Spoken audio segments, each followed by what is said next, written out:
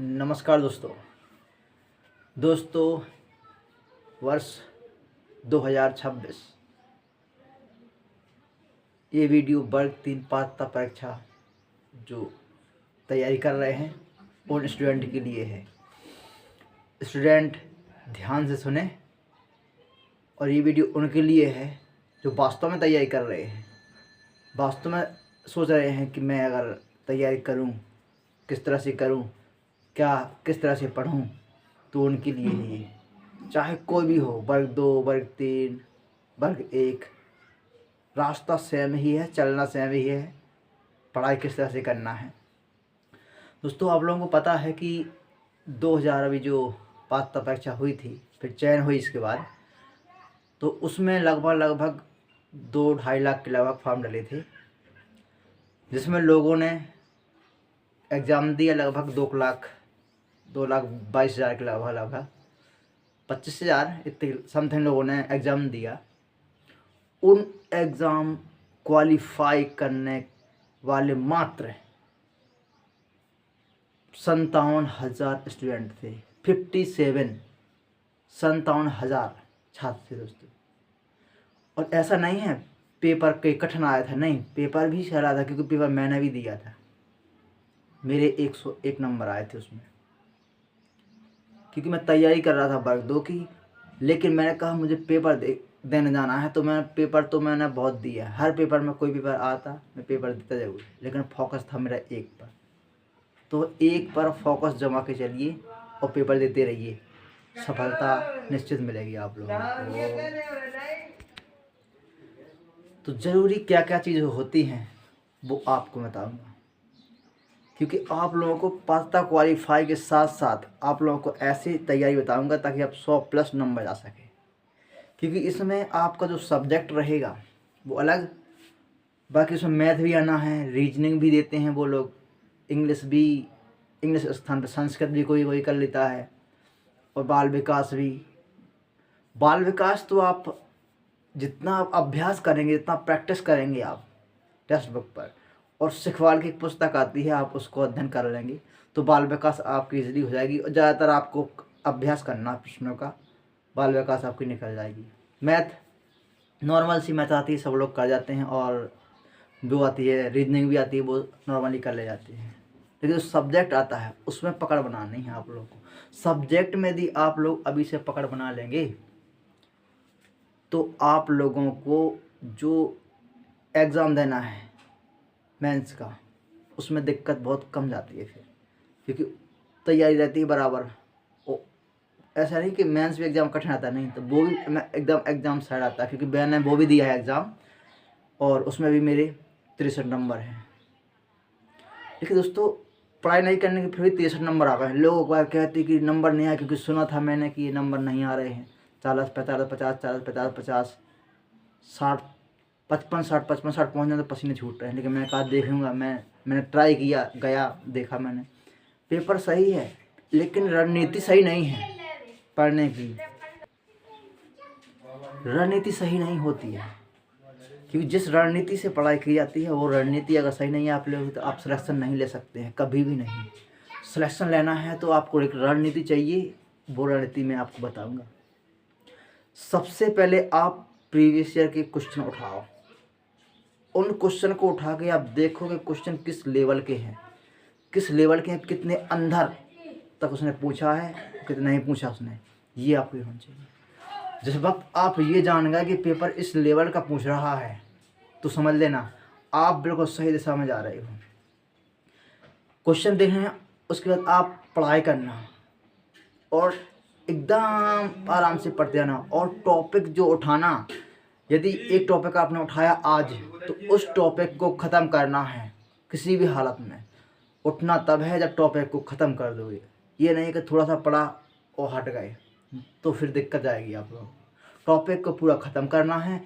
ख़त्म करने के बाद उस टॉपिक के आप लोगों को प्रैक्टिस करना है, और प्रैक्टिस से ज़रूरी होता है रिवीजन, क्योंकि अगर आप रिवीजन नहीं करोगे किसी चीज़ का तो आपको याद नहीं रहेगी, आपको भूल जाएगी।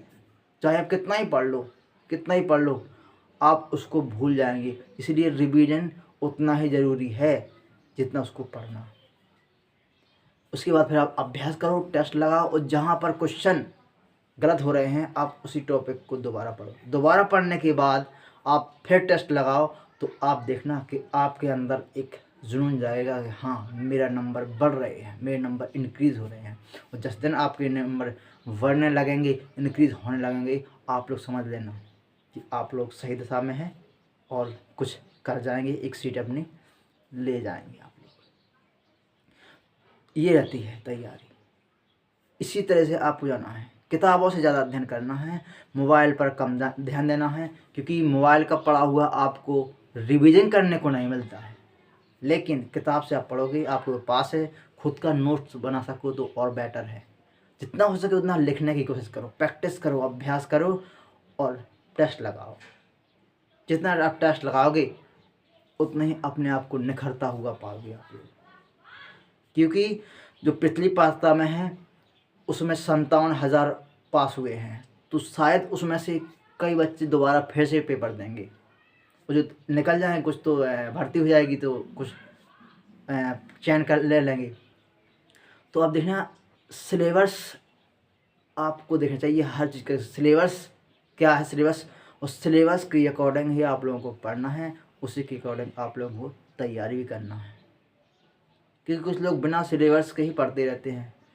जब तक सिलेबस नहीं देखोगे तब तक कुछ नहीं बनेगा, क्योंकि सिलेबस से ही सब कुछ होता है। सिलेबस के बाहर कुछ नहीं जाता है, उसी के अंदर रहता है, क्योंकि हमने देखा है, पढ़ा है, उसको परखा है कि हाँ है।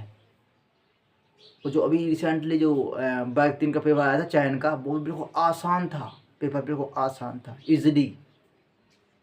आप में तैयारी अच्छी होती तो जिसकी तैयारी थी, जो पढ़ रहा था पहले तैयारी थी, वो तो 60+ हो ही गया है, क्योंकि ऐसा कुछ था ही नहीं पेपर में।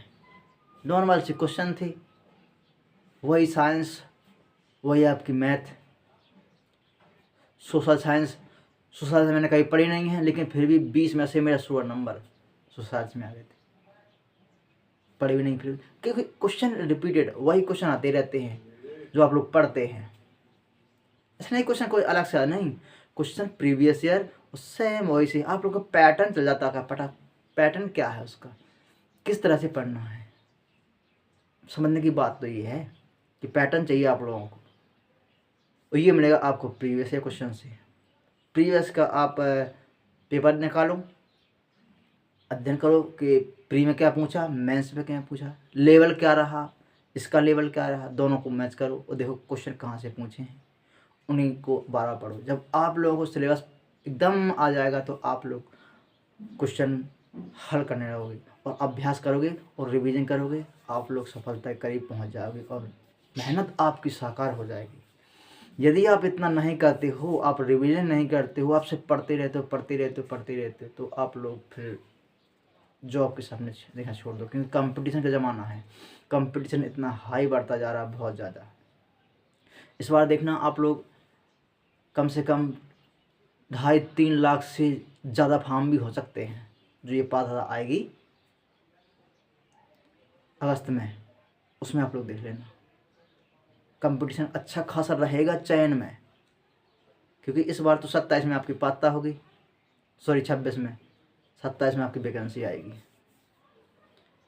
तो पढ़ाई को कंटिन्यू, चाहे आप भले ही पर डे 2 घंटे पढ़ें, लेकिन रोज़ पढ़ें। प्रतिदिन पढ़ने का फ़ायदा ही अलग होता है। प्रतिदिन पर डे, जब तक आप पढ़ोगे नहीं आपसे कुछ नहीं बनेगा। तो दोस्तों, आप लोगों से विनम्र निवेदन है कि पढ़ाई करो, अच्छे से करो और पढ़ो।